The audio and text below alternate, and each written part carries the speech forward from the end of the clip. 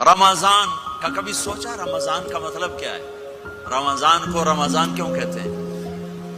اللہ نے 11 مہینوں کے نام عربوں سے رکھوائے اور روزے کے مہینے کا نام خود رکھا قرآن میں، شہر رمضان الذی انزل فیہ القرآن۔ محرم، صفر، ربیع الاول، ربیع الثانی، جمادی الاولی، جمادی الثانی، رجب، شعبان، شوال، ذوالقعدہ، ذوالحج، یہ عربوں نے نام رکھا، اور رمضان پہلے سے رکھا جا چکا تھا، عربوں سے رکھوایا۔ رمضان کے لفظ اور روزے میں کیا جوڑ ہے؟ رمضان کہتے ہیں جل جانا، جل جانا، جل جانا۔